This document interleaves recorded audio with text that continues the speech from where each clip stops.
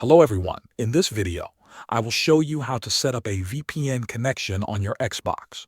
First, take your smartphone and open your App Store. Download and install any VPN app you trust. Open the VPN app and sign in if needed. Choose the country or server you want to connect to. Tap Connect and wait until the VPN shows it is active. Now keep the VPN turned on. Do not close the app. Next, open your phone settings. Go to Network or Connections, then find Hotspot or Mobile Hotspot. Turn on the mobile hotspot. Make sure mobile data is enabled because the hotspot will not work without it. Once the hotspot is on, set a name and password if required. Now turn on your Xbox. From the home screen, open Settings. Go to Network Settings, then choose Set up Wireless Network. Select your phone hotspot from the list.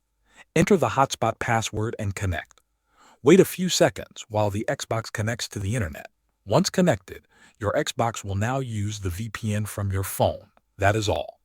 You are now using a VPN on Xbox. Thanks for watching.